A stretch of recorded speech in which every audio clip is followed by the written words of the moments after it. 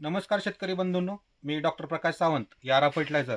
आज आपण श्री राजेंद्र चौधरी, राहणार अजनाड, तालुका शिरपूर, जिल्हा धुळे यांच्या केळी शेतामध्ये आहे. आज आपण तुम्हाला ज्या काही केळी एक्सपोर्टसाठी ज्या काही महत्त्वाच्या फ्रूट केअरच्या बाबी लागतात, त्यामध्ये बड इंजेक्शन असेल किंवा घड बाहेर पडल्यानंतर कमळ काढल्यानंतर फण्यांचं व्यवस्थित 8 फण्यांचं नियोजन केल्यानंतर तुम्हाला त्यावरती बॅगचं कॅरी बॅगचं व्यवस्थापन असेल, ह्या गोष्टी गरजेच्या आहेत त्यामध्ये. तर त्यामधलं आज एक पहिलं प्रात्यक्षिक आपण इथं तुम्हाला दाखवणार आहेत.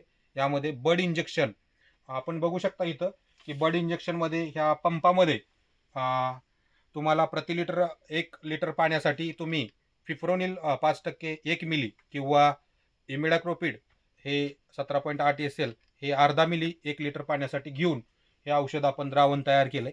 आणि हे तयार झालेलं द्रावण हे तुम्ही घडामध्ये, घड हा तुम्ही सूर्याच्या दिशेनं म्हणजे आपल्या डोक्यावर जसा सूर्य येतो तसा हा सरळ तुम्ही बघू शकता की इथं हा सरळ वरच्या दिशेनं हा कमळ आहे.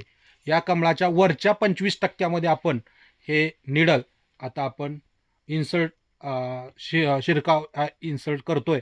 तर ह्यामध्ये आपण हा पूर्ण अशा पद्धतीनं हा खवतोय आणि वरच्या 25% खवल्यानंतर हे आपण जो हँडल आहे हा आपण साधारणतः 50 ते 60 मिली पाणी हे ह्यामध्ये गेलं पाहिजे. तर त्यासाठी 1 2 3 4 5 6 एवढं पाणी आपण सोडून हा परतना काढून घ्यायचा आहे. तर ह्यामध्ये तुम्ही 50 ते 60 मिली जर पाणी सोडलं तर तुम्हाला जे बघताय आज की ह्याच्यानंतर ह्यामध्ये हे जे आहे ते टॅगिंग म्हणजे एक दोरी बांधतात. दोरी यासाठी बांधायची की हे कोणत्या वेळेस ह्याची हे बड इंजेक्शन झालंय यासाठी ही दुसरी यांची फेरी चालू आहे किंवा दुसरा लॉट, यामध्ये हे निळ्या कलरचा टॅग वापरतात. तर शेतकरी बंधूंनो, तुम्ही फ्रूट केअरमध्ये हा इमिडाक्लोप्रिड असेल किंवा फिप्रोनिल ह्याचं जर बड इंजेक्शन केलं तर तुम्हाला रस शोषक किडींसाठी जो काय मुख्य हेतू आहे तो म्हणजे थ्रिप्समुळं आपल्या केळांची क्वालिटी घसरते आणि त्यामुळे आपण एक्सपोर्ट करू शकत नाही.